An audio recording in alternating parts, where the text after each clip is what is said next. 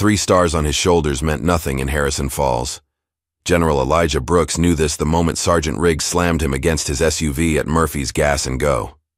"The only mistake was thinking you belonged here," Riggs sneered, tightening handcuffs around the wrists that had once signed orders deploying thousands. But Elijah wasn't just any wrongfully detained black man. 20 years ago, he'd dismantled Colonel Dorian Vance's Black Ops unit for targeting minorities, earning himself a patient, calculating enemy. Now, as Elijah made one call from the back of the police car, "Initiate Falcon Lock," he couldn't see Mayor Wilson watching through security cameras texting his shadowy partner, "He's in." Nor could he see Colonel Winters at the Pentagon receiving his distress code, whispering. They triggered him. What began as small-town racism was actually the first move in a deadly chess game decades in the making. Just before we get back to it, I'd love to know where you're watching from today. And if you're enjoying these stories, make sure you're subscribed, because tomorrow's special episode is one you definitely don't want to miss. The afternoon sun beat down on the beat-up SUV as it cruised along the quiet roads of Harrison Falls, Virginia. Behind the wheel sat General Elijah Brooks, his 3 stars and crisp uniform replaced by a simple blue t-shirt and worn jeans. After months of Pentagon briefings and diplomatic missions, this personal leave felt both foreign and necessary. Chance to breathe away from the weight of command. Elijah adjusted the air conditioning, which fought valiantly against the summer heat. The dashboard GPS indicated he was still 2 hours from his uncle's fishing cabin, a sanctuary he hadn't visited in years. First, though, he needed gas. The needle hovered dangerously close to empty. A small sign for Murphy's Gas and Go appeared ahead, and Elijah signaled to turn in. The station looked like countless others in small-town America: weathered pumps, faded advertisements, and a single-story convenience store with windows plastered with lottery promotions. Nothing remarkable, nothing threatening. Just another forgettable stop on his journey to solitude. As Elijah parked beside a pump, he noticed the curious stares from 2 men loading supplies into a pickup truck. Their gazes lingered a beat too long before they climbed into their vehicle and drove away. Such looks were nothing new to Elijah. A lifetime of being both black and in authority had taught him to recognize the silent calculations behind strangers' eyes. He'd learned to neither ignore nor confront them, but simply to note and proceed. Inside the store, fluorescent lights buzzed overhead as Elijah navigated the narrow aisles toward the refrigerated section. The clerk behind the counter, a middle-aged white man with thinning hair and the name Frank embroidered on his shirt, watched him with undisguised suspicion. What Elijah couldn't know was that Frank Downey had recognized him, not from news coverage of military accomplishments, but from a photo circulated in a private online forum where former law enforcement officers shared conspiracy theories about government infiltration. Frank had been a police officer until excessive force. Complaints had finally caught up with him 6 months earlier. Now he scanned barcodes instead of neighborhoods, but his resentment had only deepened. "Afternoon," Elijah nodded politely, placing a bottle of water on the counter. "Just passing through?" Frank asked, making no move to ring up the purchase. "Yes." "Heading up to Miller's Point for some fishing." Elijah's tone remained cordial, despite the clerk's evident hostility. Frank glanced out the window at Elijah's SUV. "Been sitting at that pump a while without buying gas. I was checking my map first. Planning to fill up before I leave," Elijah explained, sliding a $5 bill across the counter. Frank finally rang up the water. "We don't get many strangers around here. Folks notice things." The implied threat hung in the air between them. Elijah accepted his change with a calm, "Thank you," then headed back outside to the pump. As he inserted his credit card and began filling his tank, he noticed Frank on the phone inside the store, repeatedly glancing in his direction. Elijah had encountered enough prejudice in his life to recognize when a situation was escalating, but he'd also learned to distinguish between battles worth fighting and those best avoided. A confrontation with a small-town clerk wouldn't advance his career or improve national security, so he focused on completing his transaction and continuing his journey. He was replacing the gas nozzle when the sound of approaching sirens cut through the humid air. Within moments, Two police cruisers pulled into the station, blocking both the entrance and Elijah's SUV. Three officers emerged, two men and a woman, their hands already resting on their holsters. The lead officer, a broad-shouldered man with a buzz cut and reflective sunglasses, approached with practiced intimidation. His nameplate read Sergeant Riggs. "Hands where I can see them," Riggs commanded despite the fact that Elijah's hands were already visible. "Is there a problem, officer?" Elijah asked, his voice steady and respectful, the same tone he used when diffusing tensions between feuding unit commanders. "Got a report of suspicious activity at the pumps," Riggs replied. "Need to see some ID." Elijah reached slowly for his wallet. "May I ask what suspicious activity I'm alleged to have committed?" "ID first, questions later," Riggs snapped. The female, officer, whose nameplate read James, positioned herself to the side, her expression professional but uncomfortable. Officer Emily James was 11 months into her law enforcement career, still idealistic enough to believe in equal justice and uncomfortable enough with this situation to hesitate as her colleagues closed in. Elijah handed over his driver's license and military ID. "I'm General Elijah Brooks, United States Army. I'm on personal leave heading to a family cabin for some fishing." Riggs barely glanced at the IDs before passing them to the third officer. "General, huh? What brings you to Harrison Falls? We're not exactly on your typical Pentagon route. As I said, I'm on leave. My uncle's cabin is about 2 hours north." Something in Riggs's demeanor shifted, not toward respect, but toward a more focused antagonism. "Step away from the vehicle, sir." "May I ask why?" "I've identified myself and explained my presence."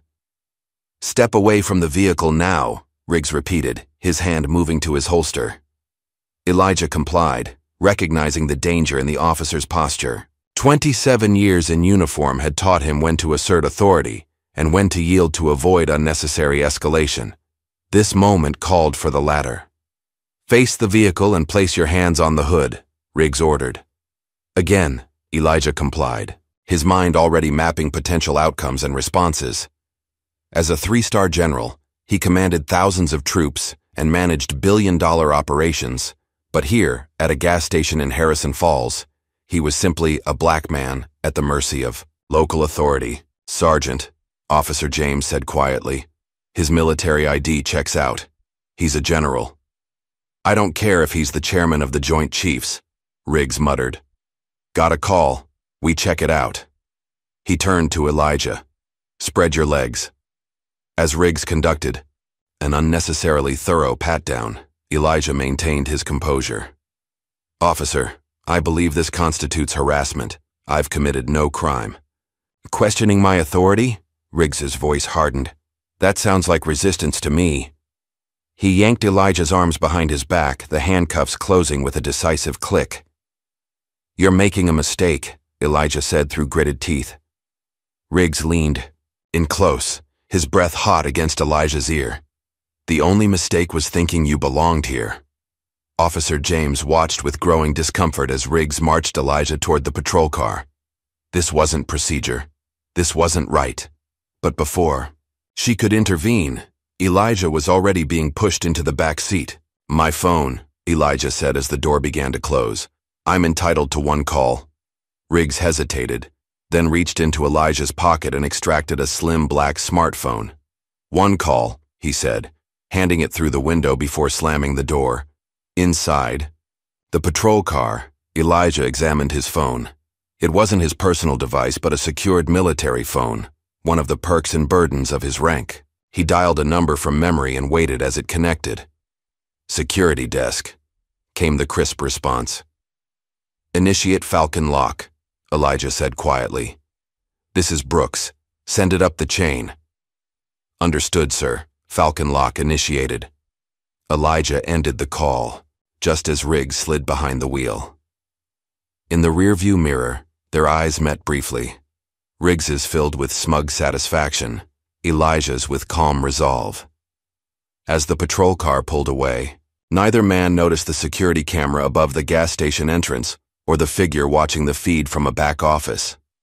Mayor Howard Wilson sipped his coffee as he observed the scene unfold on his monitor. 20 years in local politics had taught him to recognize opportunity when it presented itself.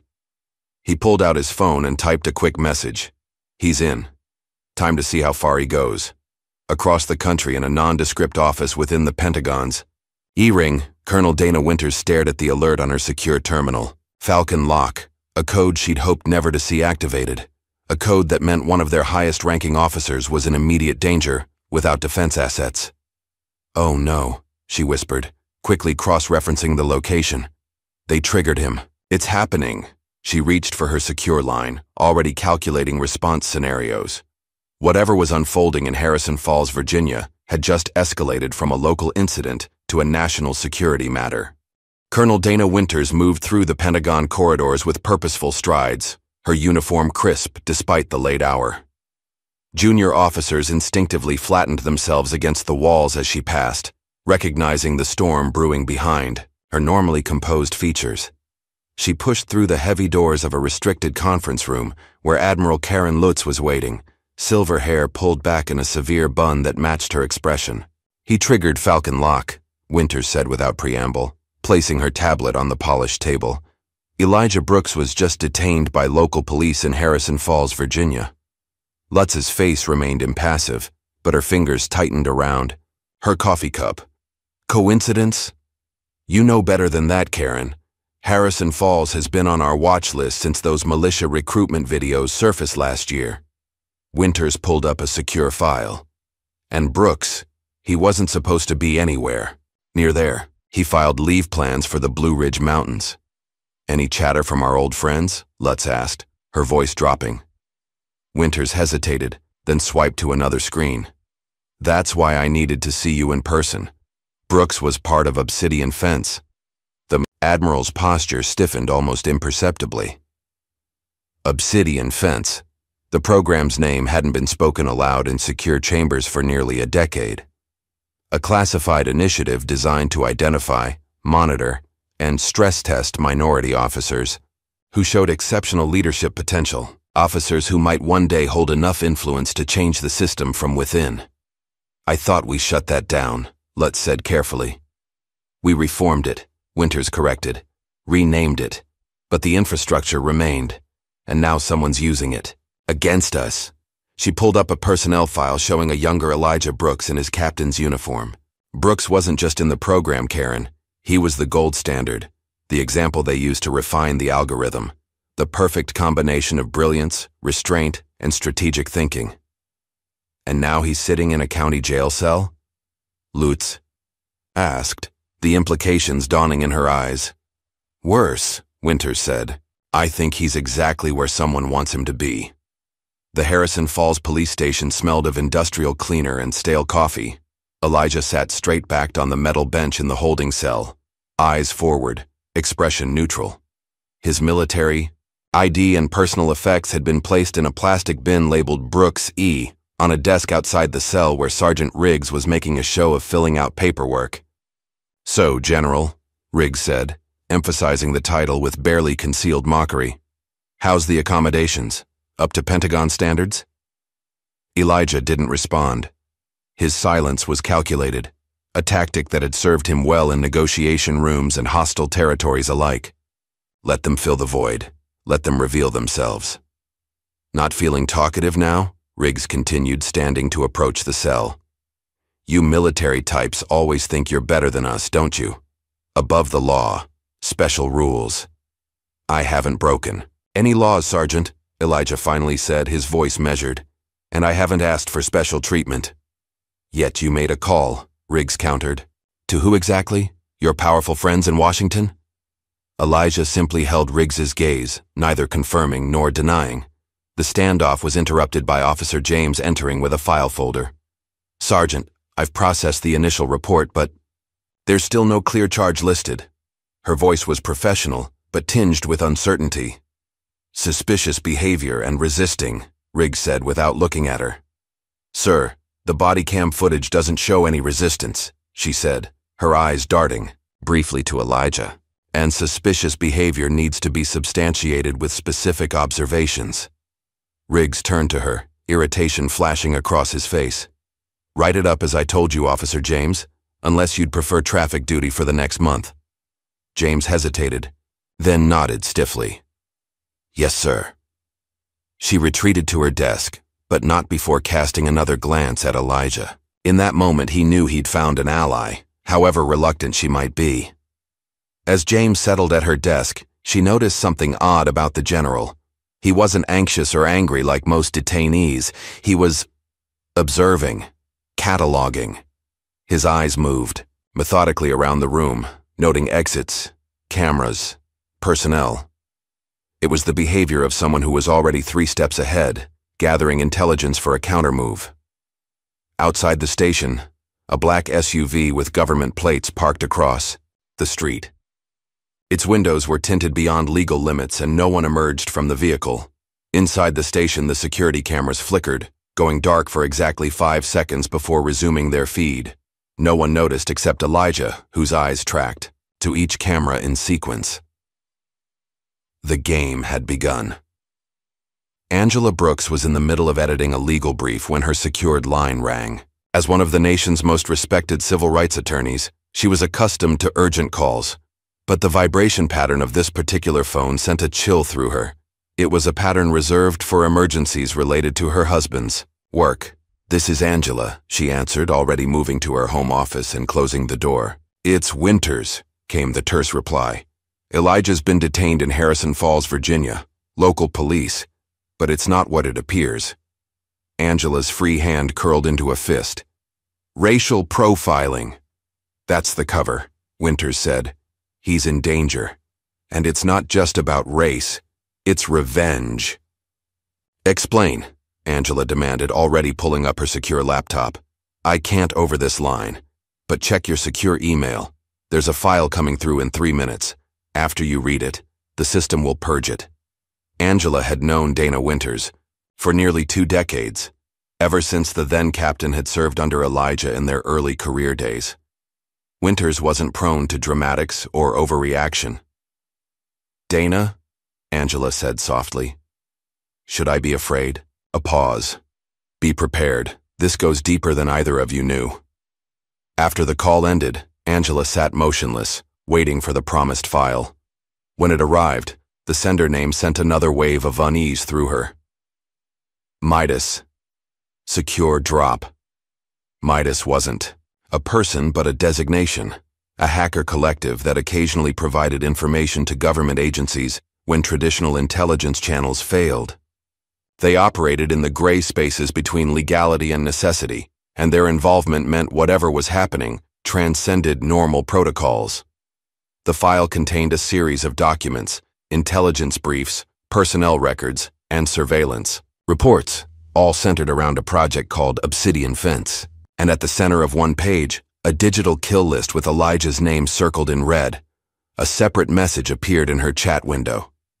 Midas. It's payback. For something that happened 20 years ago. Midas. Your husband made powerful enemies when he dismantled the 22nd Tactical. Midas. They've been planning this for years. Harrison Falls is just the trigger. Angela's legal mind kicked into high gear, analyzing the information while simultaneously formulating a response strategy. She needed leverage, connections, and above all, time. Her fingers hovered over her phone before dialing a number she'd sworn never to use again. After 3 rings, a familiar voice answered. Senator Chase's office. This is Angela Brooks. Tell Arlen it's about Obsidian Fence. He has 2 minutes to take my call. 10 seconds later, Senator Arlen Chase was on the line. Angela, this is unexpected. Skip the pleasantries, Arlen. You tried to block my husband's 3rd star. Now I need your help to save his life. That's quite an accusation, and quite a request, Chase replied carefully. Why would I? Because I have the original sign-off documents for Obsidian Fence, Angela interrupted, with your signature authorizing racial profiling criteria for high-ranking black officers. How would that look on CNN, Senator? The silence that followed told her everything she needed to know. What do you need? Chase finally asked, his voice ice-cold. Pentagon clearance to access all Obsidian Fence files, and a congressional inquiry into Harrison Falls Police Department, starting within the hour. You're playing a dangerous game, Angela. No, Arlen. Someone's playing games with my husband's life. I'm simply changing the rules.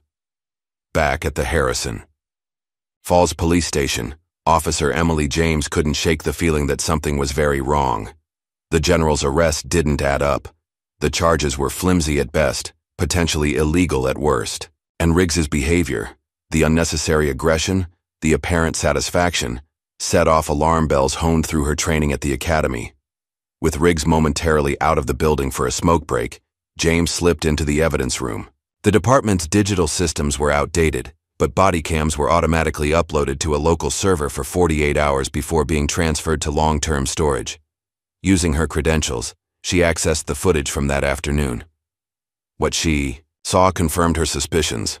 The general had been compliant throughout the encounter. Riggs had escalated without provocation. The only resistance came after Riggs had already initiated excessive force.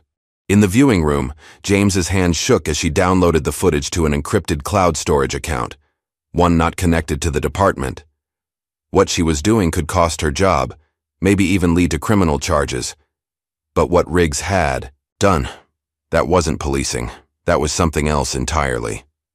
As the upload completed, she noticed a file folder on Riggs's desk that hadn't been there earlier.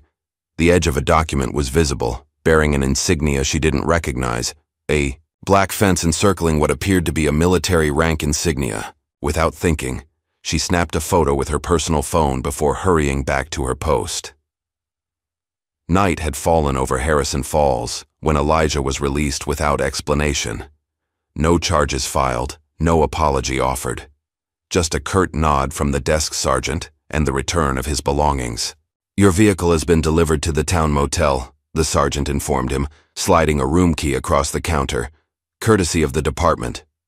Elijah recognized the non-apology for what it was, damage control. Someone higher up had made a call.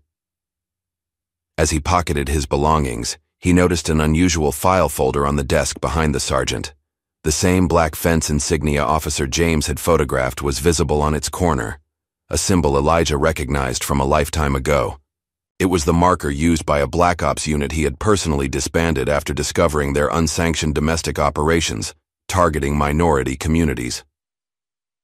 Outside the station, the night air felt clean after hours in the cell. Elijah took a moment to center himself before heading toward the motel, which sat just 2 blocks away. As he walked, he noticed the black SUV that had been parked across from the station was now following at a discreet distance. Friend or foe? The distinction had grown blurry in the last 12 hours. At the motel, a single-story building with peeling paint and flickering neon, Elijah found his room and entered cautiously. The space was clean but sparse.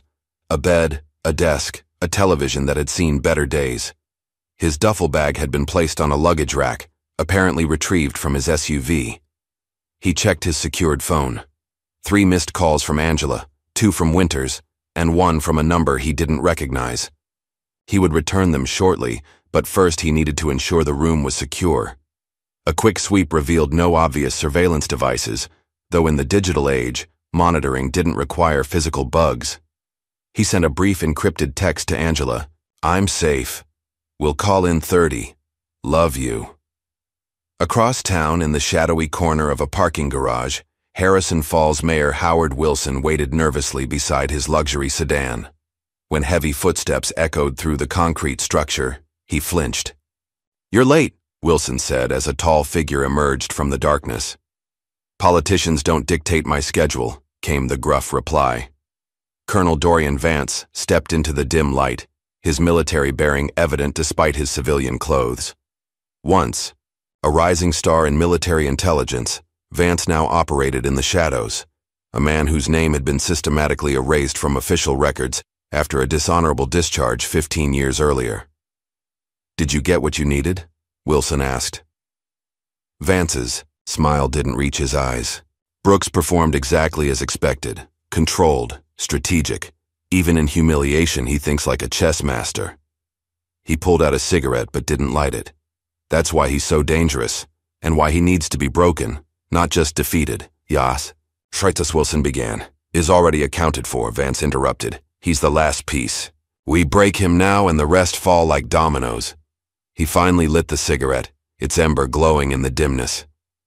20 years I've waited to settle this score.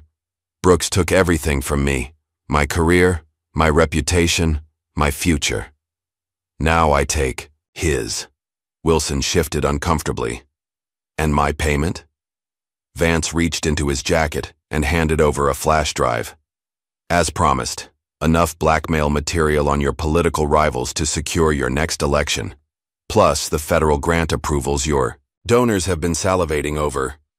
As Wilson reached for it, Vance held tight for a moment longer. Remember our arrangement, Mayor. When things heat up, and they will, you never met me. You never heard of Obsidian Fence. And you certainly never knew that your town was selected as the trigger point for the biggest military intelligence purge since the Cold War. The flash drive changed hands, and with it, the last chance for Harrison Falls to avoid the coming storm. He's just one man, Wilson said, trying to reassure himself more than Vance. No, Vance corrected, his voice dropping to a growl. He's the man, and by the time this is over, he'll wish he'd never earned those stars. As Wilson drove away, lightning flickered on the horizon, illuminating Vance's solitary figure for a moment before darkness reclaimed the parking garage. In his hotel room, Elijah Brooks began making calls, setting in motion a counter-strategy that would shake the foundations of power and expose a conspiracy decades in the making. The battle. Lines were drawn. The first moves had been made, and what had begun as a simple case of racial profiling was about to explode into something far more dangerous, a reckoning between men who had once sworn the same oath but had taken radically different paths in service to their vision of America. The motel room felt like a war room now. Maps of Harrison Falls covered one wall, pinned with red markers indicating surveillance points. The desk was littered with handwritten notes, printouts of financial records, and a burner phone. Elijah Brooks had shed his casual civilian appearance, replacing it with the sharp focus of a military strategist. It had been 36 hours since his release from the police station. 36 hours of methodical preparation while the town slept, unaware that a 3-star general was silently mounting a counteroffensive from the least suspicious location in town. A soft knock on the door, 3 taps followed by a pause, then 2 more. The pattern was deliberate, a code established hours earlier. Elijah moved silently to the door, checking the peephole before opening it. Marcus, Darius, right on time. He greeted the 2 men who slipped inside. Marcus Reynolds and Darius Taylor had served under Elijah in the now disbanded Black Ops unit. Now private security consultants, they operated in the shadows where traditional military couldn't reach. Both men wore civilian clothes that carefully concealed their combat readiness. Relaxed jeans that allowed full mobility, lightweight jackets, hiding tactical gear. "Good to see you in one piece, sir," Marcus said, his eyes quickly scanning the room with professional assessment. Tall and lean with salt and pepper hair, he moved with the quiet efficiency of someone who had survived a dozen war zones. The situation? Elijah asked, gesturing them toward the maps. Darius, stockier than Marcus with close-cropped hair and watchful eyes, placed a thumb drive on the desk. "It's worse than we thought. Town's financial records show a pattern. Military contractors, funneling money through shell companies into Harrison Falls infrastructure projects." "Shell companies registered to whom?" Elijah asked, though he suspected the answer. Officially, no one. But the routing numbers match accounts previously connected to Dorian Vance's operations in South America, Marcus explained. Same signature, different continent. Elijah nodded slowly, pieces falling into place. "He's building something here. Harrison Falls isn't just a trap for me. It's a base of operations." Before they could discuss further, Elijah's secure phone vibrated. A text message from an unknown number. "Park bench, 3rd Street, 10 minutes. Come alone. Officer J." "Looks like we have a local source," Elijah said, showing them the message. "I need to move." "Sir, with respect, it could be a trap," Darius cautioned. "Everything is a trap, until proven otherwise," Elijah responded, checking his watch. "But officer, James is our best lead inside the department. Cover me from a distance." The morning air was crisp as Elijah walked through the quiet streets of Harrison Falls. Few residents were out this early, giving him a clear view of potential surveillance. He spotted 3 cameras tracking the main street, more than typical for a town this size. The park was a small green space with a handful of benches and a children's playground. Officer Emily James sat alone, still in uniform, but with a civilian jacket draped over her shoulders. Her eyes darted nervously as Elijah approached. "Thank you for meeting me," she said quietly as he sat beside her, maintaining a professional distance. "You're taking a significant risk, Officer James." "So are you," she countered. "I have names, times. Sergeant Riggs meets with someone at the old mill every Tuesday at midnight. The same man visited Mayor Wilson 3 times last month." Description? Tall, military bearing, a scar running from his right eye to his jaw, she said, sliding a USB drive beneath the bench where Elijah could retrieve it without obvious contact. "That's all the body cam footage and patrol schedules for the next 2 weeks. Riggs has been recruiting, bringing in ex-military with anger problems, giving them badges without proper training." Elijah nodded, absorbing the information. "Why are you helping me?" Emily's eyes hardened. "My brother served. 82nd Airborne. Came back with PTSD. The system failed him, but his commander didn't. That commander talked about you once, said you were the kind of leader who never left a man behind." She stood, adjusting her uniform. "I'm not leaving you behind, sir." As she walked away, Elijah palmed the USB drive and headed in the opposite direction, his mind racing through the implications. Officer James had just confirmed his suspicions. Harrison Falls wasn't just corrupted, it was being militarized. Back at his headquarters, Angela's face filled the secure laptop screen. Despite being hundreds of miles away, her presence commanded the small motel room. Behind her, journalist Reggie Mathis peered at financial documents, his reporter's instinct, fully engaged. "The money trail is clear," Angela reported. "Harrison Falls has received over $30 million in development grants through a series of front companies, all ultimately linked to defense contractors who lost major Pentagon contracts. When you reformed the procurement process, and the mayor?" Elijah asked. "Wilson was nearly bankrupt 3 years ago," Reggie chimed in, adjusting his glasses. "Now he's got offshore accounts with 7 figures, started right after he hired 5 new officers, all with military backgrounds, all with disciplinary flags in their service records." Elijah's mind flashed back 20 years, to a classified operation in North Africa. Lieutenant Colonel Dorian Vance had been his deputy, a brilliant tactician with a dangerous worldview. During a routine intelligence gathering mission, Elijah had discovered Vance's unauthorized side operation, a systematic effort to eliminate local leaders based on ethnic profiling, coupled with a plan to implement the same protocol domestically, focusing on minority communities. He wanted a racial purge, Elijah said quietly. First abroad, then at home. When I reported him, he swore revenge, said I'd betrayed my own country for the sake of political correctness. "This isn't about politics," Angela said firmly. "This is about power. Vance believes certain people belong in charge and others beneath them. You threatened that worldview." "And now he's building his own army," Elijah concluded, studying the map. "We need to find his training ground." That evening, dressed in nondescript black clothing, Elijah ventured into the woods outside Harrison Falls. Marcus and Darius flanked him at a distance, communicating via secure earpieces. The coordinates from Officer James's USB drive led them to an unmarked dirt road that wound through dense forest. After a mile of careful progress, they found it, a compound hidden behind chain-link fences topped with razor wire. Guards with military-grade weapons patrolled the perimeter. Through binoculars, Elijah observed a training yard where men in civilian clothes practiced tactical formations under the guidance of instructors with military precision. "Domestic extremists with professional training," Elijah whispered into his comm. "This isn't just about me. They're building a militia." "Sir, northeast corner," Darius's voice crackled in his ear.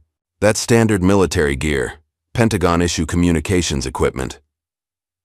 They've got the back door keys, Marcus added. Someone's feeding them supplies directly from DoD inventory. As if confirming their worst fears, Elijah's secure phone vibrated. With an urgent message from Colonel Winters. Backdoor access detected in Pentagon biometric database. Vance has the keys to the kingdom, not just targeting you. Kill list includes 12 other officers who supported your reforms. Warning them now. Be careful. The threat had just expanded beyond personal vendetta. Vance wasn't just after revenge. He was staging a purge of military leadership, targeting those who stood for inclusion and accountability. We need to move, Elijah told his team. The digital battlefield just opened. They retreated through the woods, but a snapping twig alerted. A perimeter guard.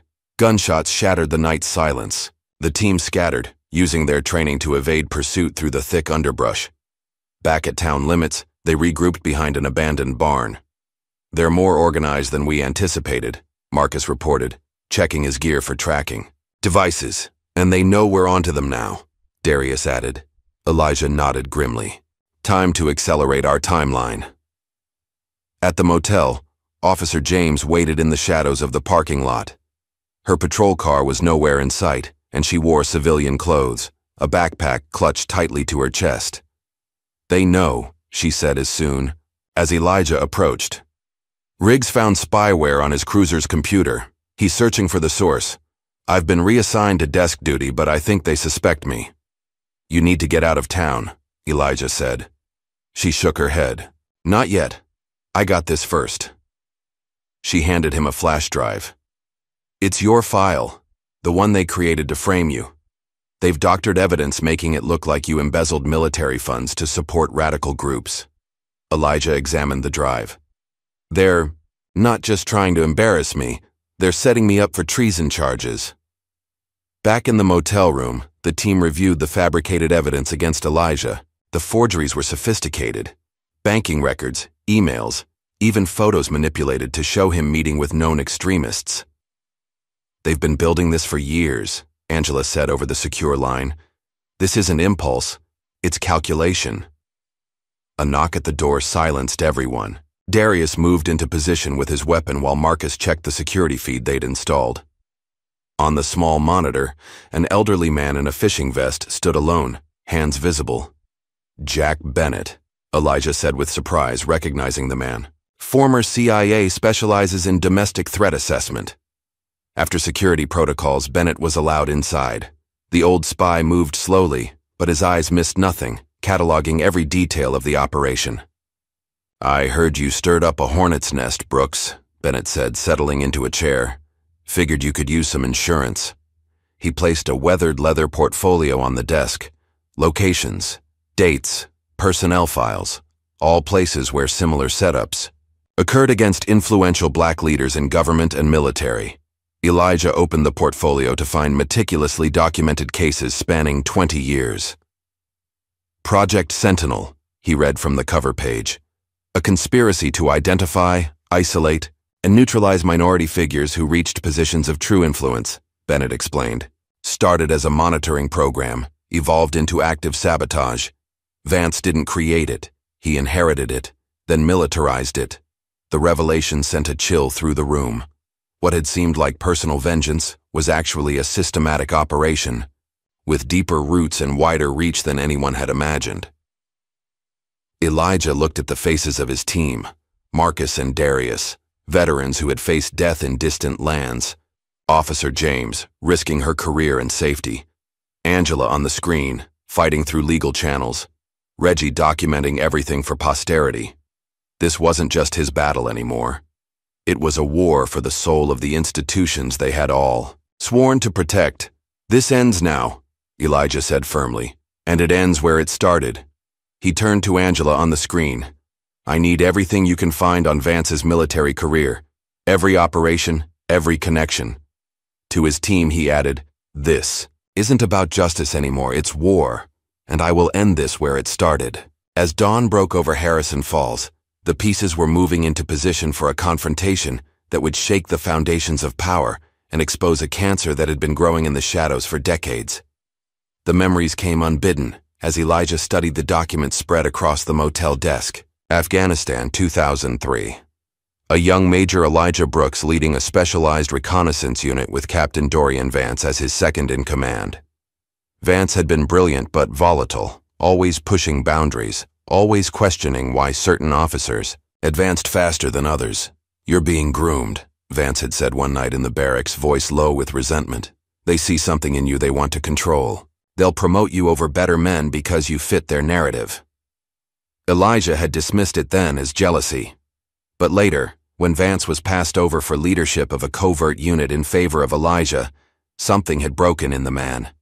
His ambition curdled into bitterness. His tactical brilliance twisted toward sabotage. The memory dissolved as Angela's voice came through the secure line. "Elijah, something just arrived at the house." "Security protocol?" he asked immediately. Followed to the letter. No explosives, no biological agents. There was a pause then. "It's your silver star. Cut in half. With a note that says, 'One piece left to bury.'" The threat was unmistakable. Vance wasn't just after Elijah's career or reputation. He wanted his life, and he wanted Angela to know it was coming. "Tighten your security. Don't go anywhere alone," Elijah instructed, his mind already calculating new contingencies. Before Angela could respond, Officer James burst through the door, her uniform disheveled, a bruise forming on her cheek. "They know," she gasped. "Someone saw me accessing the files. Riggs slashed my tires. When I got home, my apartment had been ransacked." She held up her badge. "They suspended me pending investigation for computer crimes. I barely got out before they came to arrest me." Darius immediately secured the perimeter while Marcus checked for surveillance. "We need to move," he advised. "This location is compromised." Within 20 minutes, they had relocated to a safe house on the outskirts of town, a hunting cabin, owned by one of Bennett's old contacts. As they set up new equipment, Colonel Winters connected via encrypted video. "We've broken the encryption on the Obsidian fence files," she reported, her face grim on the small screen. "It's worse than we thought. The Pentagon created a list to monitor black officers who rose too quickly or inspired too many. Officers who might change the established order." "How many?" Elijah asked. 47. "You were number one. The most dangerous because you were the most respected. By troops and civilians alike." The revelation landed like a physical blow. Elijah had devoted his life to an institution that had secretly marked him as a threat simply because of his success while black. "Who authorized it?" Angela demanded from her separate video feed. "That's the problem," Winters replied. "Multiple authorization signatures across administrations and party lines. This wasn't ideological, it was institutional." With this new information, Elijah requested an emergency meeting with Admiral Lutz and Senator Chase. Hours later, they gathered at a secure government facility in Richmond, the tension palpable across the conference table. "These allegations are explosive," Senator Chase began, his political instincts already calculating damage control. "If true." "They're true," Elijah interrupted, sliding the authenticated documents across the table. "And you signed the annual renewal in 2015, Senator." Chase paled but maintained his composure. "It was presented as a leadership assessment program. Nothing in the briefing suggested racial targeting. Plausible deniability built into the system," Admiral Lutz observed. "Each level only saw what they needed to see." Elijah studied both of them, Lutz with her decades of navigating Pentagon politics, Chase with his presidential ambitions. Both had reason to distance themselves from this scandal. Both could be useful if handled correctly. "I'm walking away from this," Elijah announced suddenly. "Effective immediately. I'm taking extended leave and removing myself from all operational duties." Chase and Lutz exchanged glances, surprised by the apparent surrender. "A wise decision, given the circumstances," Chase offered cautiously. "The military appreciates your discretion in this sensitive matter." "I'm sure it does," Elijah replied evenly, standing to leave. "I just need your assurances that any investigation into these false embezzlement charges will be handled with similar discretion." After securing their reluctant promises, Elijah left the meeting. Outside, Colonel Winters waited by the car. "Did they bite?" she asked. "Hook, line, and sinker," Elijah confirmed. "Chase is already calling his media contacts to control the narrative. Lutz is mobilizing internal affairs to find a scapegoat, and while they're doing that, they'll feed misinformation directly to Vance through their compromised channels. He'll think I'm retreating when I'm actually advancing." The strategy was classic military deception, appearing to show your opponent what they expect while positioning for the real attack. By seeming to back down, Elijah had just bought crucial time and maneuvering space. Back at the safe house, a reunion 20 years in the making took shape. Veterans from Elijah's former unit arrived one by one, men and women, who had served under his command in the shadows of American military power. Some still wore the uniform, others had moved to civilian life. All came because of a simple message. The general needs you. No questions. Full deniability. The atmosphere was tense. Some still harbored resentment over the unit's disbanding. Years ago, Staff Sergeant William Parker, now a construction foreman in Tennessee, was the most vocal. "You shut us down when we were doing good work," Parker challenged. "Said we were operating outside parameters. We were eliminating threats before they reached our shores. You were targeting American citizens based on racial and religious profiling," Elijah corrected firmly. "That wasn't the mission. That will never be the mission." "And now?" Parker pressed. Elijah looked around the room at the faces of those he had once led, some supportive, some skeptical, all waiting for him to prove himself once more.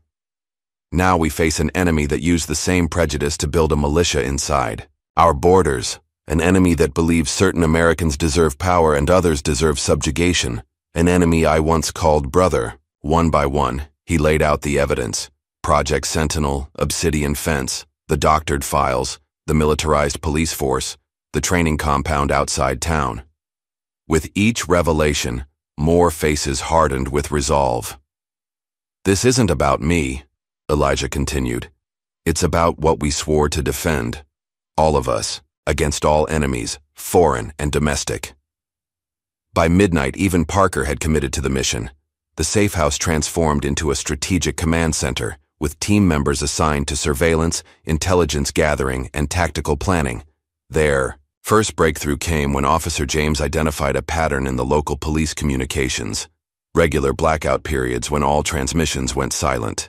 The gaps aligned perfectly with shipments arriving at the old factory on the edge of town. "They're moving equipment," Marcus concluded, "building their arsenal right under the town's nose." The second breakthrough was more personal.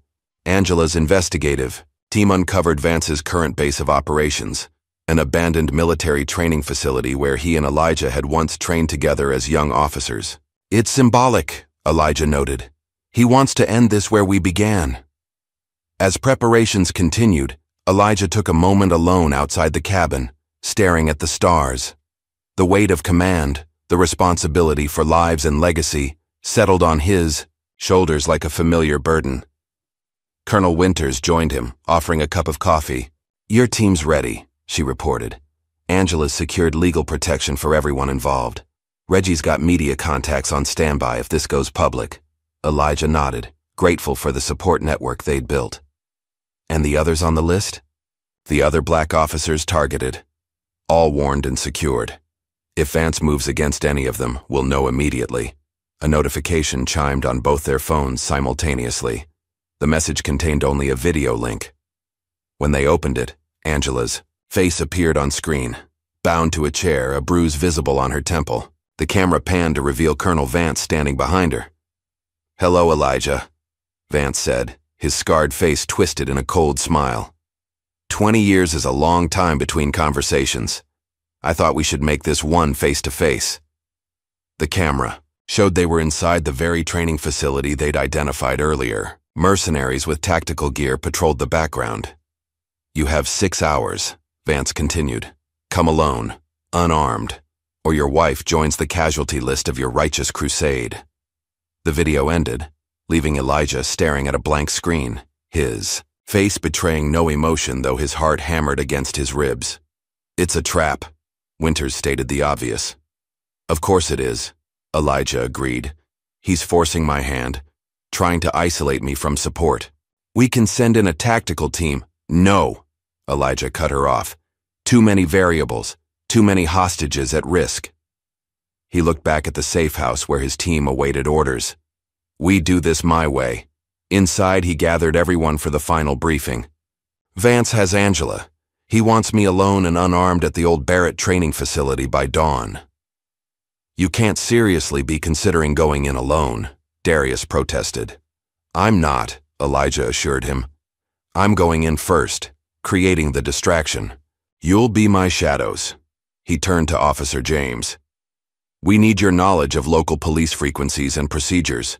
If Riggs mobilizes to support Vance, we need advance warning. To Colonel Winters, he added, set up a dead man's switch. If I go dark for more than 3 hours, the full dossier gets sent to every major news outlet, military command, and Congressional Oversight Committee. The preparations continued through the night. Equipment checked, positions mapped, contingencies planned for every scenario they could anticipate. As dawn approached, Elijah changed into simple civilian clothes, carrying nothing but his military ID and wedding ring. This isn't goodbye, he told his team. This is just the next phase of the operation. As Elijah drove toward the old training facility, the rising sun painted the Virginia countryside in hues of gold and amber. The same light would soon illuminate a confrontation 20 years in the making, a reckoning between two men who had once sworn the same oath, but had taken radically different paths in its service. The facility appeared on the horizon, a complex of low buildings surrounded by fences topped with razor wire.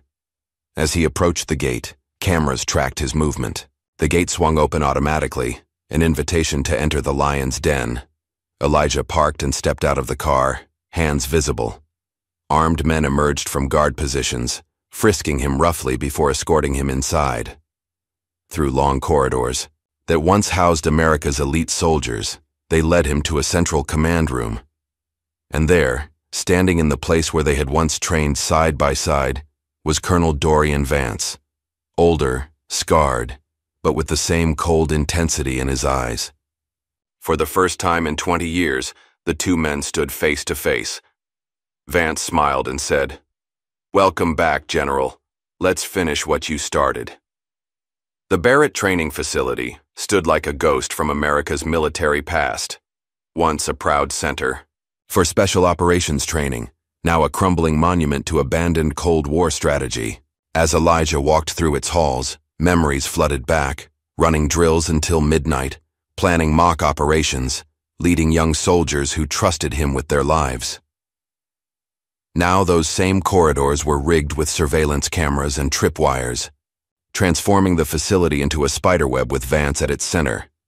With each step, Elijah cataloged security positions, exit points, and structural weaknesses, the instincts of decades in uniform never fading even in civilian clothes. A monitor on the wall showed a live feed of Angela. She sat blindfolded in a distant room, her wrists bound to the arms of a metal chair. Despite the restraints, her posture remained defiant, chin raised, shoulders square. She was scared but unbroken. Elijah felt a surge of pride mixed with fear. 25 years of marriage had taught him never to underestimate Angela Brooks. "Admiring my hospitality?" Vance's voice came from behind him. The years had hardened his once handsome face, leaving it gaunt and scarred. He wore tactical pants and a black t-shirt that revealed arms corded with muscle, a soldier who'd never stopped training for a war of his own making. "She's a civilian, Dorian," Elijah replied evenly. "This is between us."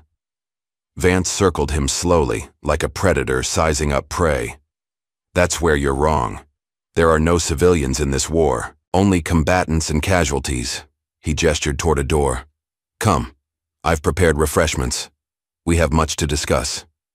The command center had been converted into a makeshift living quarters. Maps covered one wall with red pins marking locations across the country. A bottle of expensive whiskey sat on a desk beside two glasses. "Drink," Vance offered, pouring amber liquid into both.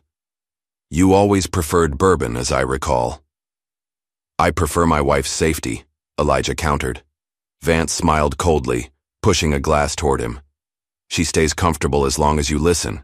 That's the deal." You always got to speak, Elijah. Always the voice of moral authority. Now you listen. Elijah took the glass but didn't drink. He needed to keep Vance talking, needed to buy time for what he'd set in motion the moment he entered the facility. I'm listening. Vance settled into a chair, swirling his whiskey. Did you ever wonder why your brother died in that field hospital? In Kandahar? The question hit like physical blow. Michael Brooks, Elijah's younger brother, had been a field medic killed during an operation gone wrong. His death was classified as a casualty of enemy action. He died serving his country, Elijah said carefully. He died because you abandoned him, Vance corrected. Operation Kingfisher. You made the call to proceed without additional extraction support. The Taliban overran the medical station while the main force completed the mission. He leaned forward. What they never told you was that the medic who died alongside your brother, that was my brother Eric. The revelation landed with crushing weight. Elijah had never known Vance had lost family in that same operation. The mission parameters. Elijah began. Spare me the official line, Vance cut him off. You chose the mission over the men, you always did, and they rewarded you for it. Promotion after promotion while better soldiers were discarded. As Vance spoke, Elijah subtly adjusted his position, ensuring that the hidden transmitter in his belt buckle had a clear signal. The device was sending encrypted bursts of audio to Angela's smartwatch, a special anniversary gift he'd given her with a secondary communications chip embedded in its casing. If she was conscious and aware, she'd be receiving his message. 3 hours, Northwest Corridor, water pipe breach. You've been carrying this for 20 years, Elijah said, keeping Vance's attention focused on him. Building an army of disgruntled veterans to what end? Personal revenge. Vance laughed, a hollow sound devoid of humor. This was never just about you, Elijah.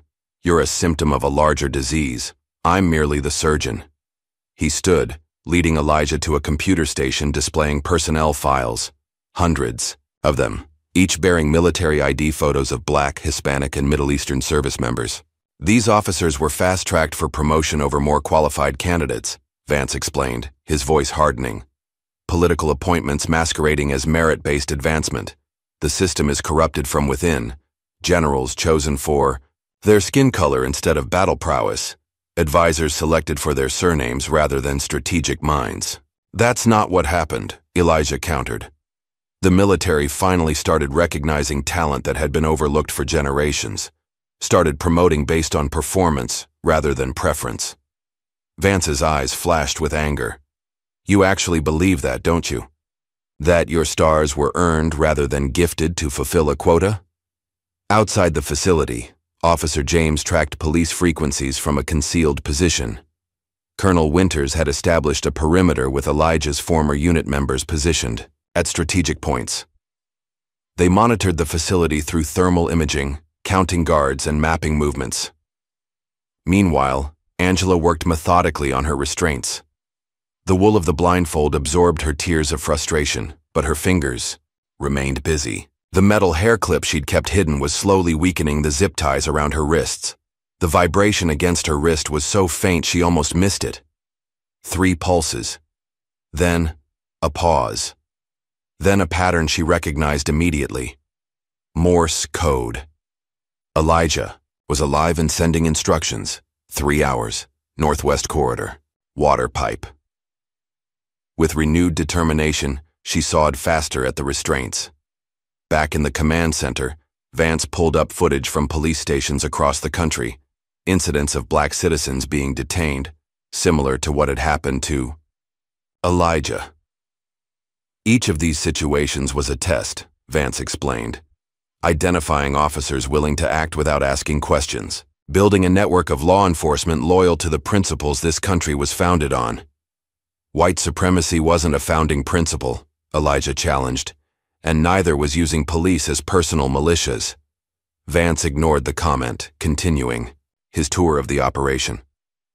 Private defense contractors provided the funding, companies that lost billions when you reformed military procurement to favor diverse suppliers. His voice dripped with contempt. Meanwhile, combat readiness scores declined while inclusion metrics improved. You weakened America's defensive posture to satisfy social engineering goals. I held suppliers accountable for performance, not connections, Elijah corrected. And combat readiness improved under my command.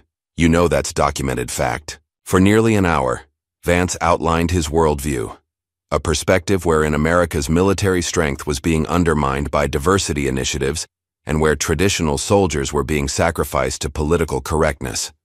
It was a narrative Elijah had heard before but never delivered with such tactical precision and resources behind it. So what's your endgame? Elijah asked finally. A coup? Martial law? What happens after you've purged the military of anyone who doesn't fit your preferred demographic? Restoration, Vance said simply. A return to merit-based advancement and strategic priorities driven by national security, not social justice. And you'll determine who has merit. Someone has to draw the line. Throughout the conversation, Elijah had been mapping the facility in his mind, identifying guard rotations and security blind spots.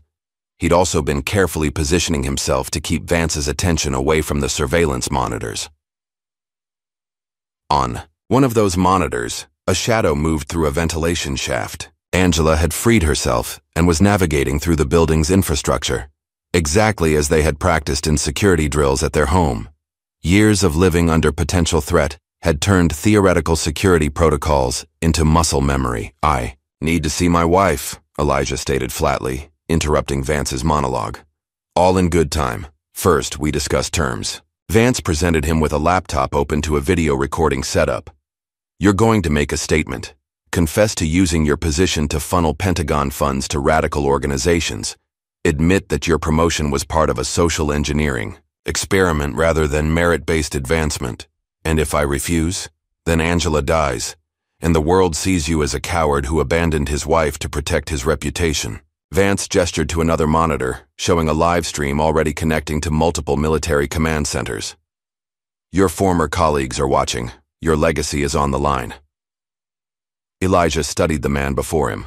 Once a brother in arms, now consumed by hate disguised as principal, he thought of the young officer who had once shown such promise, whose tactical brilliance had saved countless lives before bitterness corrupted his judgment. You think your stars make you clean? Vance pressed. You're just the best behaved prisoner they ever had. They gave you rank to control you, to make you the acceptable face of their agenda. Rather than respond directly, Elijah dropped his voice and uttered a phrase he hadn't used in decades. Obsidian fence folds at sunrise. The effect was immediate. Vance froze, recognition flashing across his features. It wasn't just a phrase. It was a kill protocol, established in the early days of their service together. A declaration that if the speaker didn't emerge alive by dawn, every piece of intelligence they possessed would be automatically released to multiple secure channels. You wouldn't, Vance whispered. I already have, Elijah confirmed. Everything. Project, Sentinel, Obsidian Fence, your militia training camps, the doctored evidence, the corrupted officers. It all goes public if I'm not alive and free by sunrise. Is your crusade worth that level of exposure? Fury contorted Vance's features as he realized the trap Elijah had laid. Even in apparent surrender, he'd created a dead man's switch that ensured victory regardless of personal outcome. You always were thinking 3 moves ahead, Vance snarled, signaling to one of his men. Check on the woman, now. As the guard hurried away, a commotion erupted on one of the surveillance feeds. Angela had reached a communications relay station inside the compound and was connecting a device to the main server. In the confusion, she hadn't noticed one of Vance's men approaching from behind. Angela sensed the presence behind her a moment before he struck. Years of self-defense training kicked in as she dropped to the floor, narrowly avoiding the baton aimed at her head. The guard stumbled forward, off balance, giving her just enough time to grab the nearest object, a heavy technical manual, and swing it hard against his knee. The guard crumpled with a howl of pain. Angela didn't hesitate.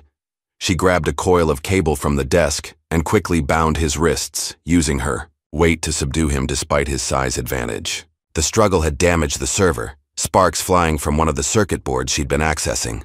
Damn it, she muttered, assessing the damage. The upload was incomplete. Only a fraction of the surveillance footage had transmitted to her. Secure cloud. With no time to attempt repairs, She ejected the hard drive and swiftly tucked it into a gap in the ventilation shaft before the alarm could bring reinforcements. 20 miles away, Officer Emily James and Colonel Winters monitored communications from their concealed position in the woods. The Pentagon stand-down order had come through an hour earlier, a direct command to cease all unauthorized operations involving Harrison Falls. This is officially off the books now, Winters informed the team gathered around her. Anyone who proceeds from this point is acting against direct orders. James removed her badge and placed it on the table. Then I'm not an officer right now. I'm just a citizen helping a friend. Winters nodded, removing her own insignia. Same goes for me. One by one, the others followed suit. Soldiers choosing conscience over command. Only one hesitated. Grayson Pike, a former sniper from Elijah's unit who now worked as a shooting instructor in Colorado. My family, he began, his weathered face etched with conflict. Stay clean, Winters assured him. We need someone on the outside anyway. Someone who can tell the truth if this goes sideways. Pike considered this, then shook his head. No, the general never left anyone behind. I'm not starting now. He checked his rifle. Besides, I'm the only one who can make that shot if it comes to it. Meanwhile, journalist Reggie Mathis was working his sources from a secure location. His editor had been skeptical of the story. A conspiracy to discredit black military leaders seemed far-fetched without concrete evidence. But when Reggie released a carefully curated preview of the Obsidian Fence documents, social media erupted. Obsidian Fence began trending within hours, military forums filled with anonymized accounts from officers who'd experienced similar profiling. Public outrage was building, forcing Pentagon officials to acknowledge awareness of historical monitoring programs while denying current implementation. Inside the training facility, Elijah was being escorted at gunpoint to a holding room. The space was sparse, a metal bed bolted to the floor, a sink, and a reinforced door with a small observation window. As the door locked behind him, he took stock of his surroundings. No obvious surveillance cameras, but likely audio monitoring. No windows, but a ventilation grate near the ceiling. He wasn't alone for long. A young black man in tactical gear entered with a tray of food. His uniform bore no insignia, but his bearing suggested military training. Place it on the bed and leave, Elijah instructed, testing the waters. The young man hesitated, then set down the tray and moved closer, lowering his voice to a near whisper. They call me Tyler. I read your files. The real ones. His eyes held a mixture of reverence and urgency. You saved my father's unit in Mosul, disobeyed orders to extract them when command wanted to abandon the position. Elijah studied him carefully, looking for deception. Staff Sergeant Jackson's reconnaissance team. Tyler nodded. He made it home because of you. Had me 3 months later. He glanced nervously at the door. I'm not with them. Not really. I thought this was about military reform, not whatever this is. I need to find my wife, Elijah said, seizing the opportunity. And a way out of this facility. Tyler hesitated only briefly before pulling a folded paper from his pocket. There's an old Cold War tunnel system underneath. Emergency evacuation. Route from when this was an official training ground. He passed Elijah a crude map. I can get you to the access point, but after that, you're on your own. Elijah memorized the layout, then returned the paper. Why risk this for me? Because my father said there are two kinds of officers, those who serve for the uniform and those who serve for what it represents. He said you were the latter. With Tyler's assistance, Elijah navigated through service corridors toward the tunnel entrance. They avoided patrols using Tyler's knowledge of the guard rotation schedules. As they reached a maintenance room housing the access hatch, an alarm blared throughout the facility. They've discovered you're missing, Tyler warned, working to unlock the hatch, and probably found your wife's escape too. The facility erupted into chaos as Vance ordered full lockdown. On the surveillance feeds, he watched Angela's empty restraint chair, then Elijah's vacant holding room. His carefully orchestrated plan was unraveling. Find them, he bellowed to his security team. Lock down every exit. Activate the perimeter. Sensors. While Vance's attention was focused on the escapes, Officer James, Colonel Winters, and the rest of Elijah's team began their infiltration. Using the distraction to their advantage, they breached the outer fence line at multiple points, creating confusion among the guards as to the direction of the main assault. Inside the tunnel system, Elijah moved swiftly through the narrow passageway. Guided by the memorized map, the air was stale, heavy with decades of disuse. His progress slowed as he reached a fork not indicated on Tyler's drawing. A sound from the left passage drew his attention, the faint scrape of movement against concrete. He tensed, ready for confrontation, only to find Angela emerging from the shadows, the hard drive clutched protectively against her chest. "You're 2 hours early," she said with a relieved smile that didn't quite mask her exhaustion. They embraced briefly, years of shared danger making them efficient even in reunion. "Tyler?" she asked, noting Elijah's solitary arrival. "Buying us time," Elijah replied grimly. He volunteered to create a diversion. Above ground, Tyler was doing exactly that, systematically triggering false alarms in different sectors of the EO facility, drawing security teams away from the tunnel access points. His diversion worked until a suspicious guard recognized him entering a restricted area. "Hey, you're not authorized for that sector," Tyler ran, leading the pursuit away from the tunnels and toward the facility's east wing. Cornered in a communications room, he locked the door and barricaded it with equipment. Through the reinforced glass, he could see Elijah and Angela emerging from a concealed exit across the yard. When the guards finally broke through, Tyler offered no resistance. As they restrained him, he looked through the window one last time to see Elijah turning back, their eyes meeting across the distance. Elijah raised his hand in a solemn salute, an acknowledgement of sacrifice that Tyler returned with a slight nod before being dragged away. Meanwhile, Officer James had infiltrated the south entrance, using her knowledge of tactical police procedures to anticipate and counter the security response. As she moved deeper into the facility, she encountered Colonel Winters, who had entered from the east. "Elijah?" Winters asked tersely. "No sign yet, but I've identified their communications hub," James replied. Together, they navigated toward the control center, where they hoped to disable the facility's security systems and gather additional intelligence. Instead, they found themselves ambushed by Vance's men. In the ensuing firefight, Winters was separated from James and captured. Vance personally supervised Winters' restraint to a chair in front of a camera. "Colonel Dana Winters," he said, adjusting the lighting for maximum effect. "The Pentagon's troubleshooter. How disappointing to find you operating against direct orders." "I follow the oath, not the order," Winters replied calmly. "Something you forgot long ago, Dorian." Vance struck her across the face, splitting her lip. "You have no idea what's about to hit you," she said through the blood, a confident smirk, forming despite her vulnerable position. Moments later, the facility speakers crackled to life with Elijah's voice. "Attention all personnel. This is General Elijah Brooks. The facility has been compromised. All surveillance footage of illegal operations is currently being broadcast to military command channels." Vance lunged for the communications control panel, but it was too late. Elijah had used Angela's hard drive to access the system remotely, broadcasting the conspiracy files via the facility's own military-grade satellite uplink, technology that Vance had stolen but that still responded to Elijah's command codes.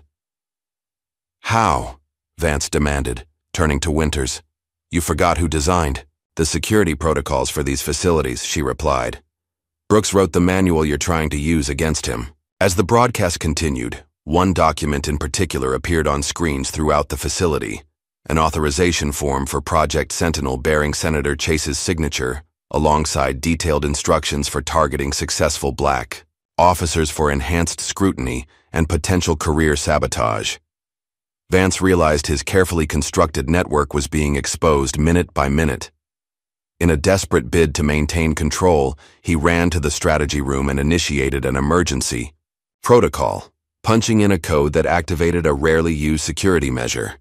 Red lights began flashing as a computerized voice announced, "Facility self-destruct sequence initiated. You have 10 minutes to evacuate. This is not a drill." "If I die," Vance declared to the empty room, his face illuminated by the pulsing. Emergency lights. Everything burns. The countdown had begun.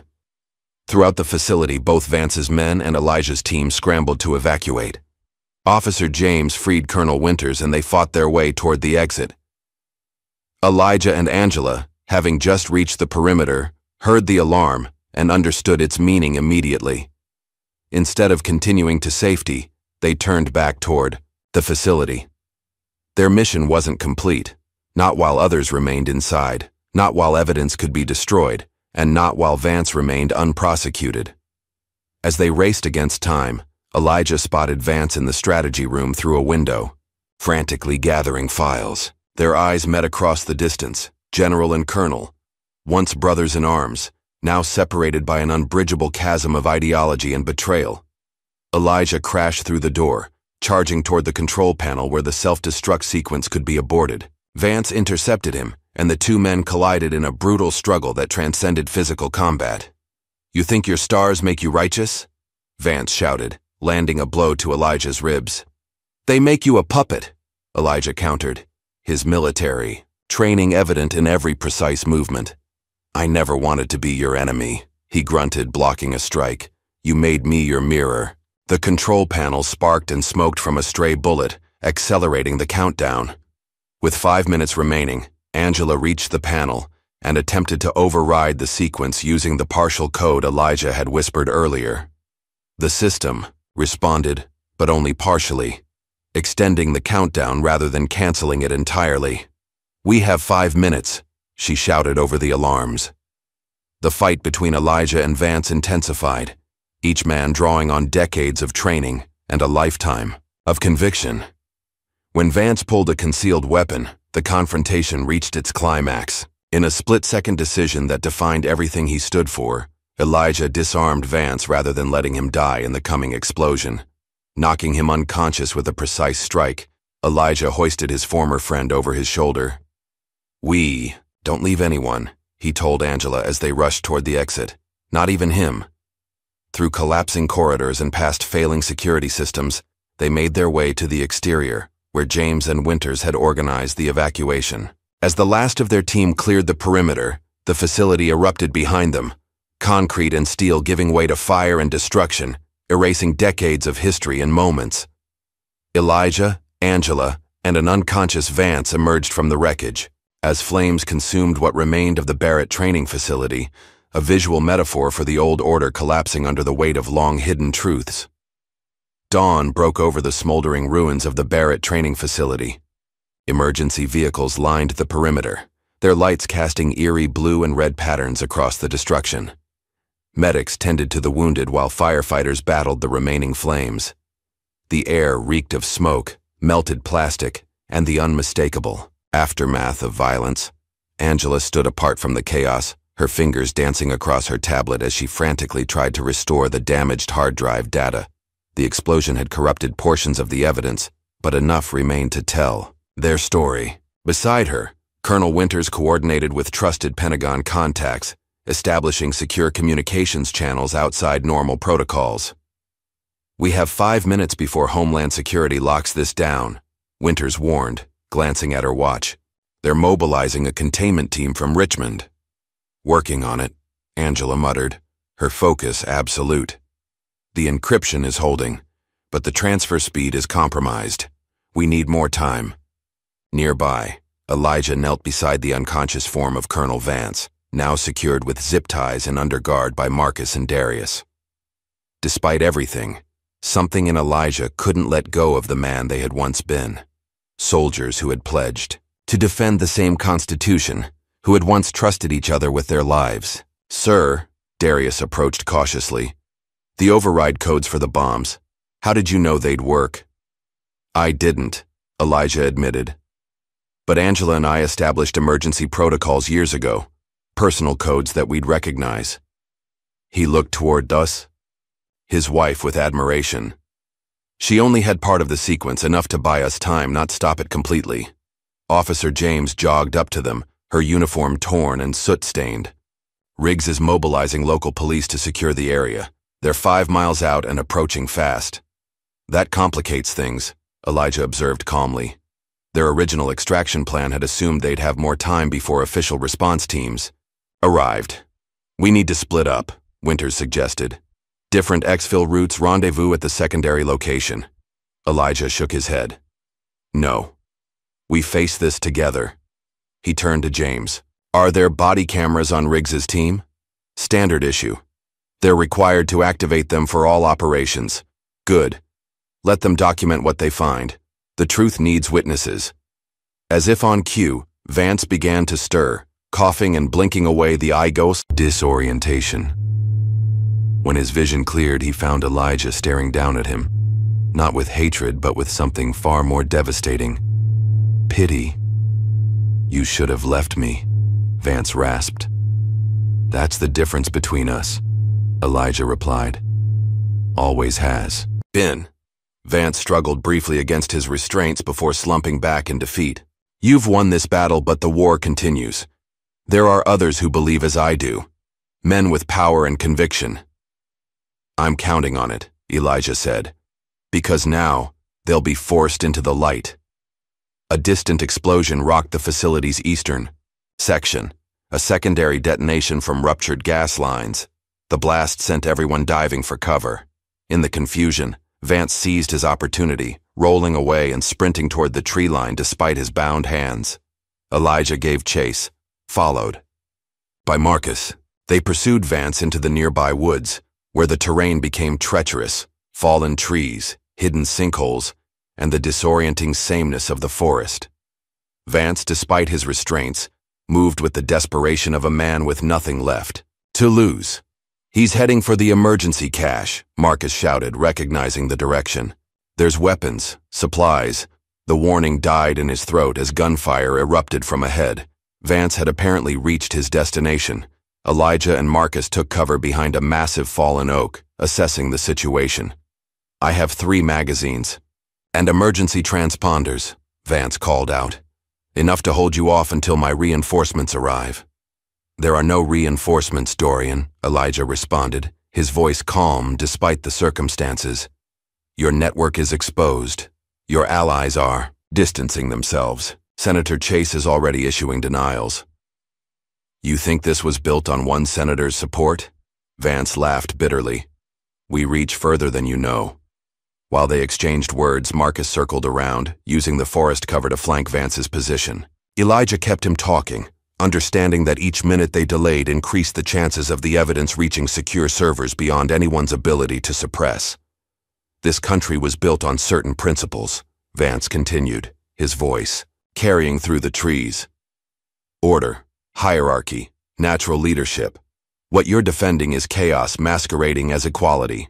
What I'm defending, Elijah countered, is the oath we both took, to support and defend the Constitution against all enemies, foreign and domestic. He paused, letting the words land. That document says we the people, Dorian, all of us, not just the ones who look like you think leaders should look. A rustle from Vance's position suggested movement. Elijah tensed, ready for another exchange of gunfire. Instead, Vance's voice came from closer than expected. You know what happens to men like me in prison, he said, suddenly sounding tired. Men who know what I know. You'll get a fair trial, Elijah assured him. All of your grievances on public record. Isn't that what you wanted? For people to hear your truth? Silence fell over the forest. Then, a single gunshot echoed through the trees. Elijah rushed forward, weapon drawn, to find Vance slumped against a tree trunk. The colonel had turned his gun on himself, choosing a final act of defiance rather than surrender. Marcus emerged from the brush, his expression grim. He was never going to let you win completely, Marcus observed. Elijah knelt beside his former friend, checking for a pulse despite knowing he would find none. He thought he was winning by denying us justice, he said softly. He never understood that this wasn't about him or me. It was about the system we both served. They carried Vance's body back to the clearing, where Angela's face told Elijah everything he needed to know. The transfer had completed. The evidence was secure. The truth would not be buried again. As they emerged from the trees, a new complication appeared on the horizon, Black SUVs with government plates and the unmistakable profile of Homeland Security's Tactical Response Team. Leading them was a senior official Elijah recognized from Pentagon briefings. "General Brooks," the official called out, approaching with his hands deliberately visible. "I have orders to take you and your team into custody pending investigation into unauthorized operations and destruction of government property." Elijah stood his ground, aware of his team forming a protective circle around him and Angela. "On whose authority?" "Direct from the Secretary of Defense, sir." Winters stepped forward. "I'd like to see those orders, Agent Taylor." The standoff stretched into uncomfortable silence. Behind them, the facility continued to burn, years of secret operations reduced to ash and twisted metal. Local news helicopters circled overhead, capturing footage that was already streaming live to millions of viewers. Elijah made a decision. Removing his tactical gear, he stepped forward with hands raised. "I'll go with you voluntarily. My team acted under my direct orders. Any charges should be mine alone." Angela grabbed his arm. "Elijah, no." "It's the right move," he assured her. "The evidence is out. Now we play by the rules we've sworn to uphold." Before Agent Taylor could place Elijah in custody, however, Colonel Winters received an urgent communication. Her expression shifted from tension to surprise as she listened. "Stand down, Agent Taylor," she ordered, her voice carrying the weight of command. "New orders from the Joint Chiefs. General Brooks and his team are to be escorted to Pentagon secure facilities for debriefing, not detention." Taylor hesitated, clearly conflicted by the contradictory instructions. "I need verification." "Check your secure channel," Winters replied, confidently. While Taylor confirmed the new orders, Winters explained quietly to Elijah. Reggie's broadcast went viral. "The Joint Chiefs are distancing themselves from Obsidian Fence. They're positioning themselves as discovering and exposing the conspiracy rather than enabling it." "Politics," Elijah observed without surprise. "Politics that works in our favor, for once," Angela added pragmatically. As they were escorted to the waiting vehicles, a different sort of confrontation unfolded. Local news crews, alerted by Reggie's strategic leaks, pushed against the police barriers, cameras capturing everything. Among them stood Reggie himself, his press credentials prominently displayed as he live-streamed the aftermath. "General Brooks," reporters shouted. "What happened here? Were you kidnapped? Is this connected to your wrongful arrest?" Elijah paused, looking directly into the cameras. He knew this moment would define the narrative. With Angela at his side, he addressed not just the reporters, but the millions watching online. What happened here today was the exposure of a cancer within our institutions, a systematic effort to undermine the advancement of qualified officers based solely on race. The evidence has been secured and will be presented through proper channels. He looked at the burning facility behind him. This fire represents the end of secrecy, not the beginning of chaos. As they were led away, Homeland Security established a perimeter around the site. Officer James remained behind, coordinating with local authorities who had arrived to secure the scene. Sergeant Riggs was among them, his face pale as he recognized the scale of what he'd become involved in. "Officer James," he acknowledged stiffly, "I believe you're suspended from duty. And I believe you're under investigation for civil rights violations," she countered calmly, holding up her phone displaying an official Justice Department notification.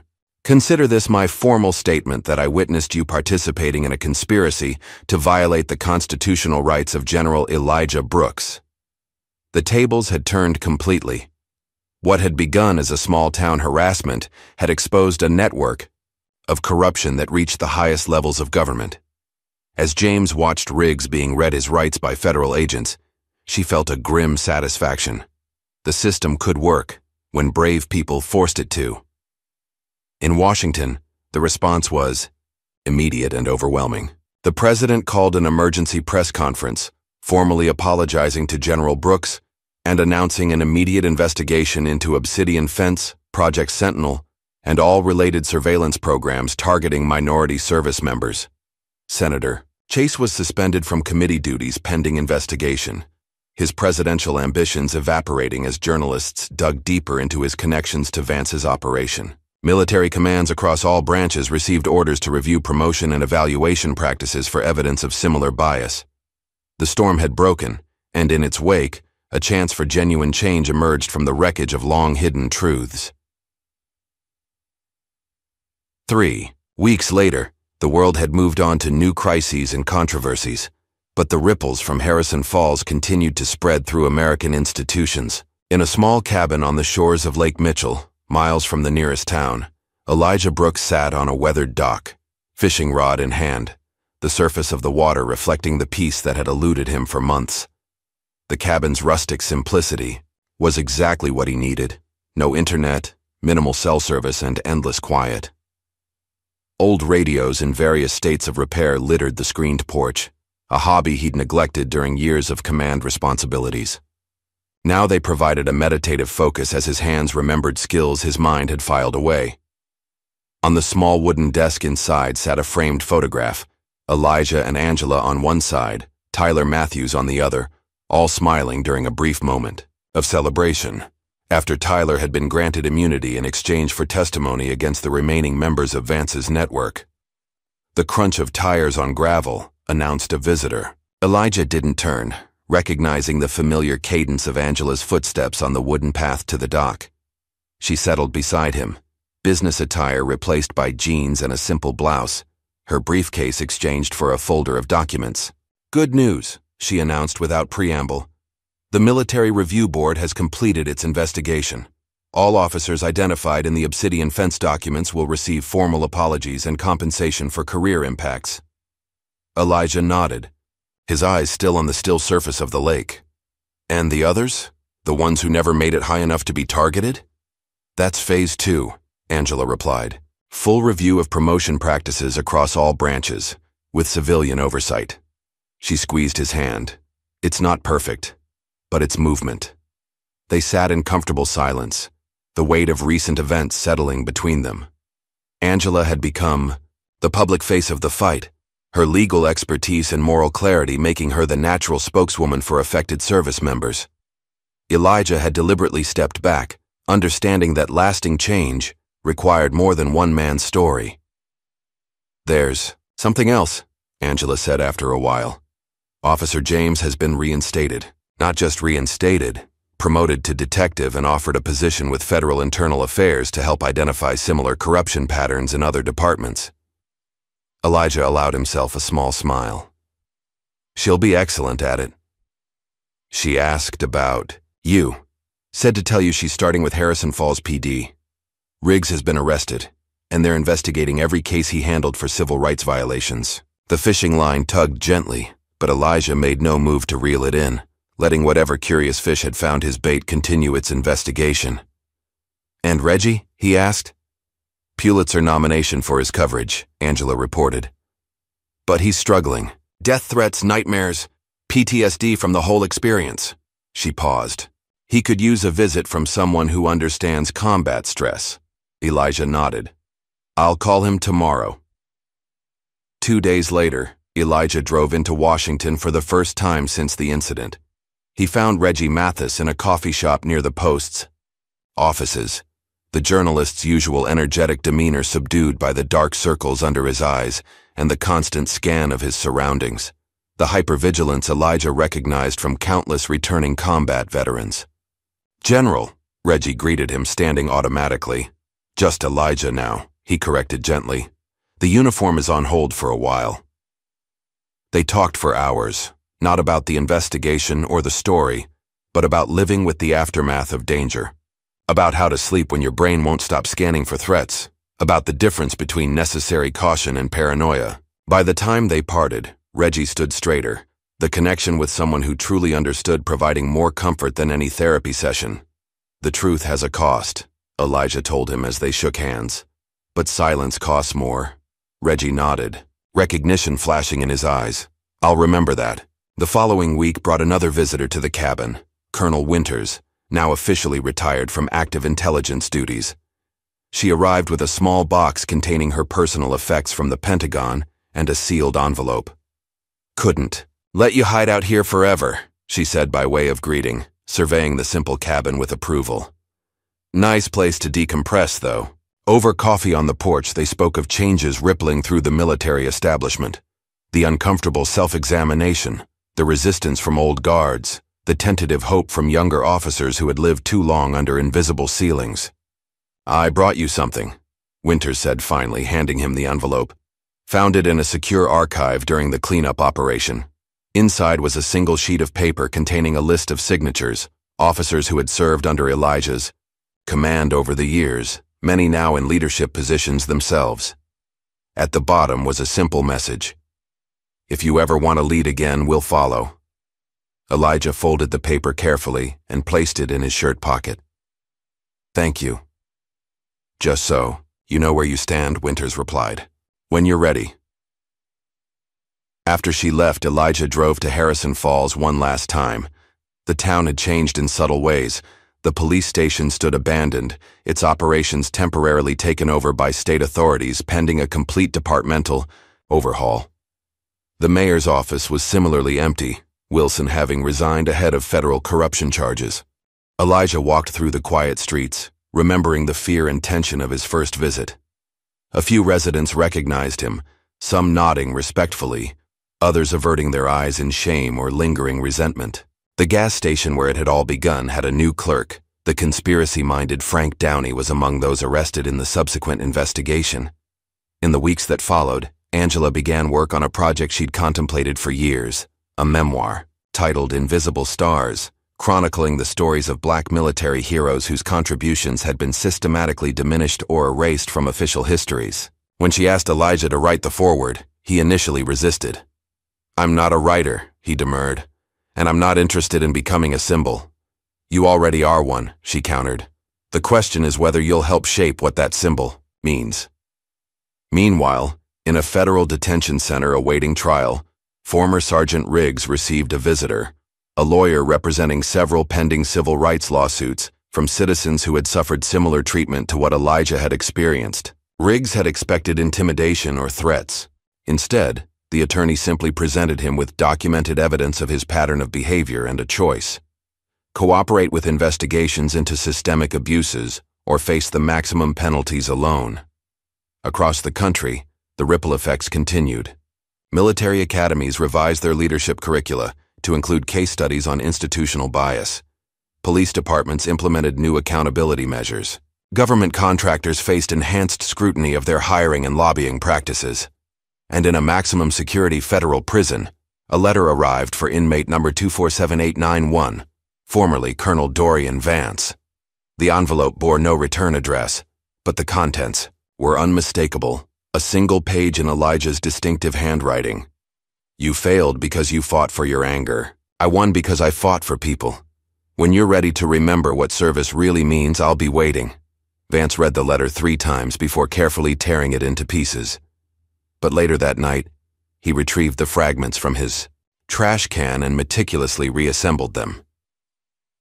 2 months after the Harrison Falls incident, Elijah received an unexpected offer: appointment as National Defense Ethics Director, a newly created position designed to implement reforms across all service branches. His initial instinct was to decline, to remain in the quiet refuge he had established away from the spotlight.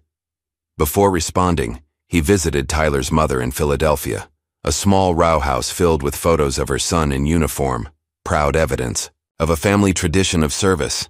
Mrs. Matthews welcomed him with quiet dignity. "Tyler wrote to me about you," she said, serving him tea in her best china. "Said you were the kind of officer who remembered why the uniform mattered." She studied Elijah's face. "The country needs more leaders who understand that."